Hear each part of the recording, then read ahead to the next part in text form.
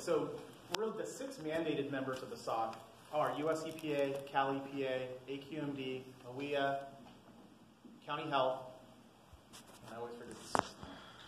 OISHA? Oh, no.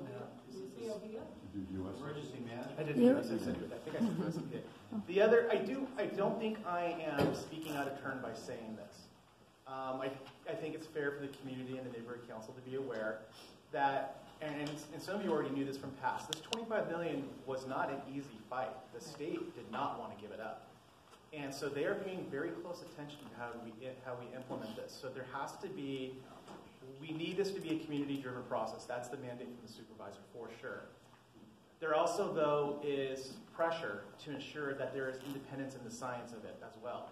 And so we're trying to balance those. I think it's fair for me to share all that with you. It's to let you know that there's close attention being paid to this to make sure that there is science-based independence in regards to it, while at the same time we're trying to ensure that it's a community-driven process. And Jared, all I'm saying is just help us push certainly for more than one. Absolutely. That's all I'm saying. Randy? So, quick question, suggestion. The nomination form, when people fill it out, is there a penalty of perjury for the information? I don't know. I mean, we have had a lot of discussions about how to ensure that conflicts of interest for the scientists and also just any relationship with the gas company would, how to find those things out for sure. So I think it might soothe some concerns if we just make it a penalty of perjury document and then include a line item on there that's something to the effect of, have you ever worked for any company or organization that is or has been majorly funded by anything associated with oil or gas companies? Or received money from, or not just right. worked for, so received money. Like that, I think might soothe some. I mean, I'm definitely not a lawyer, so we'll have to take some of those issues back with the penalty of perjury. There, but yes, it's a topic. There's a question behind you, please. I stand with you correctly, if I'm wrong. But I thought I understood that 7 or the 6 associations were assigned by the court to the oversight. The public agencies, yes. The 6 public agencies. I question, like, where did they come up with these? Who suggested it? Where did the court get those? That I don't know, Jared, if you were involved in the legal process more, but those are 6 agencies that are related to, health and toxicology and the environment. That would be why I would think they're there, but I don't know. It was the state that requested it, and those were some of the responding agencies that the state wanted to ensure had a say in the process. Craig? Yes, thank you.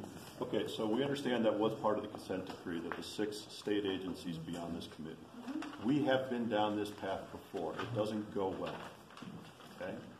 The reason it doesn't go well is because they seem to be on somewhat of a different agenda than the health and care of the community. Okay? They get direction from some people above them. We're okay with the 6. The community needs to put its foot down. The councils need to support this. There needs to be a majority. If there's going to be 6, then there's 7 scientific experts that are endorsed by the community, endorsed by the CAG. There must be a majority, or else we will go down the same path that we went down with AQMD, and nothing good came from it. Do not, board members, please support me on this. Talk to your other board members, community. Please support me on this. This is critical to our future. We must have a majority on the SOC. Yeah, if we can't have that, this should be a non-starter. Okay. No, I was just going to say that the cart is before the horse, and unless you're going to change things, this is just another box that your department's going to check that you did public outreach. It's absolutely meaningless. You're going to waste all the time of these community members. Put the cart behind the horse and do what the community has just asked you to do, if it's a legitimate process that you're going to do here. If not, then... So I will just say that typically in these kinds of health studies, the community advisory group is not selecting the scientific panel or the scientific oversight committee. So it would be unusual, I think, even to have 1 or 2 members, but obviously this is an unprecedented situation. From usually I work in community engagement. I also wouldn't normally expect community members to have knowledge and relationships with scientific experts to be able to nominate a whole committee. So I've had